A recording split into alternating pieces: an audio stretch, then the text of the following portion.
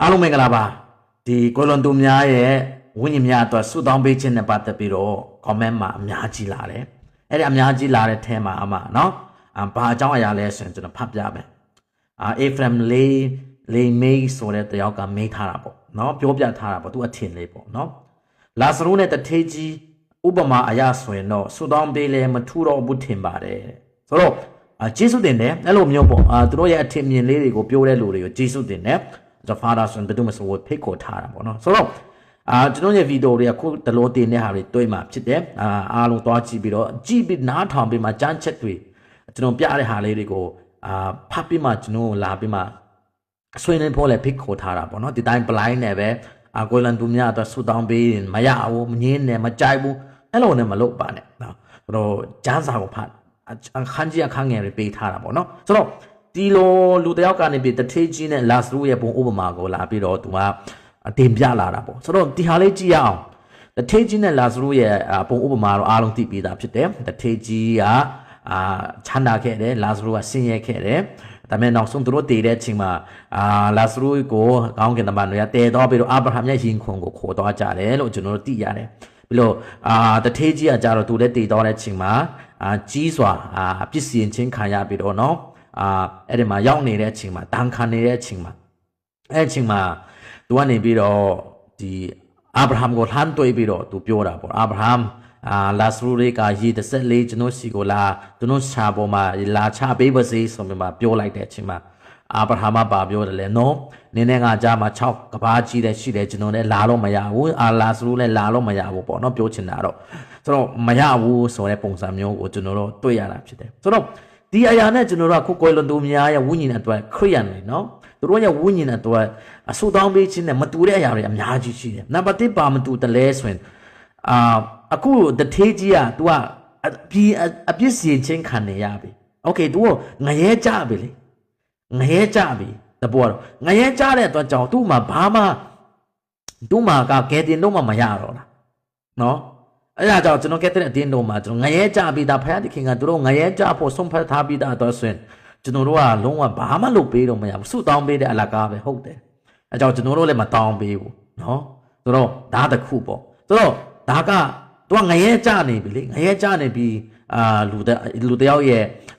အခြေအနေကဝိညာဉ်တစ်ခုရဲ့အခြေအနေပေါ့နော်ဝိညာဉ်ရဲ့အခြေအနေကလုံးဝမရတော့ဘူးဆိုတဲ့အတွက်ကြောင့်အာဗြဟံကလည်းမရတော့ဘူးဆိုတာပြောတာဖြစ်တယ်ဆိုတော့ဖယားအနေနဲ့ငရဲကြတယ်ဆိုတာပါလေဒါငရဲမီးအိုင်ဆိုတာဒါဖယားကိုမယုံကြည်တဲ့လူတွေကောင်းကင်တမန်အဆိုးတွေပေါ့နော်စာတန်အပေါင်းအပါတွေတောတဲ့ငရဲကွာအဲ့ဒီနေရာမှာရောက်တဲ့လူကတော့ဘာမှမျှော်လင့်ချက်မရှိတော့ဘူးလေဘာမှပြောလို့မရတော့ဘူးဟုတ်ပြီနော်ဒါတစ်ခုပေါ့နောက်တစ်ခုအနေနဲ့ကကျွန်တော်အာစီခရိယန်တွေကခုနကိုလွန်တော်သူများရဲ့ဝိညာဉ်တော်ဆူတောင်းပေးတဲ့အရာနဲ့မတူတဲ့အရာက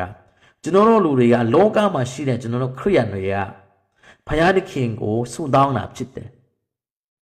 အတနာခံပေးတာဖြစ်တယ်နော်တိမိုသေဩဝါဒစာဒုတိယဆောင်အခန်းကြီး1အခန်းငယ်16-18မှာတော့ရတဲ့အတိုင်းပဲအတနာခံပေးကြတာဖြစ်တယ်ဖယားသခင်ကအတနာခံပေးတာဖယားသခင်ကတနာချင်းပြဖို့အတနာခံပေးကြတာဖြစ်တယ်လောကမှာရှိတဲ့ကျွန်တော်တို့ကလုပ်တာဖြစ်တယ်အတနာခံပေးတာဖြစ်တယ်ကိုလွန်တော်သူတို့ရဲ့ဝိညာဉ်အတွက်သူတို့ခရိယန်ရဲ့ဝိညာဉ်အတွက်အပြစ်လုံးပြီးတော့ကိုလွန်တော်တို့များရဲ့ဝိညာဉ်အတွက်သူတို့ရဲ့အပြစ်အတွက်တာဆပ်ဖြစ်နေတဲ့အချိန်မှာဒီတန်းစင်နေချင်းခါရတဲ့အချိန်မှာကျွန်တော်တို့ကဘုရားသခင်ကတနာဖို့ကျွန်တော်တို့ကလောကကနေတောင်းပေးတာဖြစ်တယ်။ဒါပေမဲ့တထေးကြီးနဲ့လာစရုရဲ့ပုံဥပမာထဲကကျမ်းစာထဲအရာကဟိုမှာတထေးကြီးကဟိုးငရဲကြနေငရဲကြနေပြတော့ကြောင့်ငရဲကနေထားအိုလည်းမရတော့ဘူး။ဆိုတော့အဲ့ဒီထက်ကိုကမတူတာပေါ့။အဲကြောင့်ငရဲကနေထားအိုလည်းမရတော့။အဲကြောင့်ကျွန်တော်အာစီအတင်းတော်နေရနေငရဲနေရောက်ပြီးသားဖယားကသူတို့အဲ့ဒီငရဲကိုရောက်ဖို့လှုပ်ထားပြီးသားအရာဆိုရင်ကျွန်တော်တို့တောင်းပေးလို့မရဘူးဒါပေမဲ့ကျွန်တော်ခရိယန်တွေအားလုံးသိရမှာကကျွန်တော်တို့ကလူတယောက်ငရဲကြတယ်မကြဘူးဆိုတာကျွန်တော်တို့မသိဘူးလေဘယ်လိုပြောကျွန်တော်တို့မှာဆူတောင်းဖို့ကကျမ်းစာမှာခုနဘိုးလိုကလည်းတုတ်တငယ်ချင်းအိုနေတိဖို့ကတော့ဆူတောင်းပေးတယ်လို့ပေါ့အတနာခံပေးတယ်လို့ကျွန်တော်တို့ကအတနာခံပေးမယ့်အလုပ်ကကျွန်တော်တို့အလုပ်ဖြစ်တယ်လက်ခံခြင်းမလက်ခံခြင်းအလုပ်ကဖယားအလုပ်ဖြစ်တယ်ဆိုတော့ပြောချင်တာက ကျွန်တော်ကတဲ့အတင်းတို့ရဲ့ကိုလွန်တော်သူများရဲ့ဝိညာဉ်အတွက်ဆူတောင်းပေးခြင်းအရာနဲ့လောကအနေရှိတဲ့ကျွန်တော်ခရိယန်တွေကနေဆူတောင်းပေးခြင်းအရာနဲ့ဟိုမှာငရဲမှာရောက်နေပြီးသားထာဝရငရဲတန်ကိုခံနေပြီးသားတယောက်ရဲ့ခေါ်တန်ကိုဖယားမကြားတော့တာနဲ့မတူဘူးနော်ဆိုတဲ့ဟာလေးကျွန်တော်ပြောပြချင်တာဖြစ်ပါတယ်ဆိုတော့ကက်သလစ်အတင်းတော်ကနေပြီးတော့ကိုလွန်သူများတော့ဆိုတော့ကက်သလစ်အတင်းတော်ကနေပြီးတော့ကိုလွန်သူများရဲ့ဝိညာဉ်အတွက်ဆူတောင်းပေးတယ်ဆိုတာက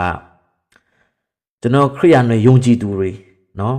သူတို့လောကမှာရှိတဲ့အချိန်မှာအပြစ်လုမိတဲ့ပုဂ္ဂိုလ်တွေနောင်တမရဘဲနဲ့ဂျန်တော်တဲ့ပုဂ္ဂိုလ်တွေသူတို့ရဲ့ခန္ဓာကိုယ်မှာပြုလုပ်တဲ့အပြစ်အတွက်သူတို့ကအကျိုးစီရင်ချင်းခံကြရမှာဖြစ်တယ်ယေရှုကိုယုံကြည်ကြတဲ့အတွက်ကြောင့်သူတို့ကငရဲကိုပြန်တောင်းစရာအကြောင်းမရှိပါဘူးနော်မရှိဘူးလို့တို့ယူဆလို့ရတယ်တို့တို့ညာလည်းပဲသူတို့ရဲ့အမှားတွေအတွက်အပြစ်တွေအတွက်တော့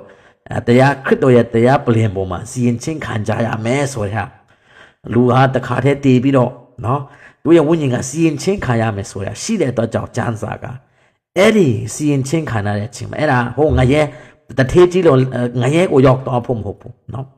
ကောင်းကင်ကိုဝန်တော်ဖို့ရတော့သူတို့တန်းစင်ချင်းခံရတဲ့အချိန်မှာသူတို့ကိုဆူတောင်းပေးခြင်းအရာပဲဖြစ်တယ်ဆိုတော့ဒီနေ့ကမတူညီတဲ့အတွက်ကြောင့်တထေးကြီးရဲ့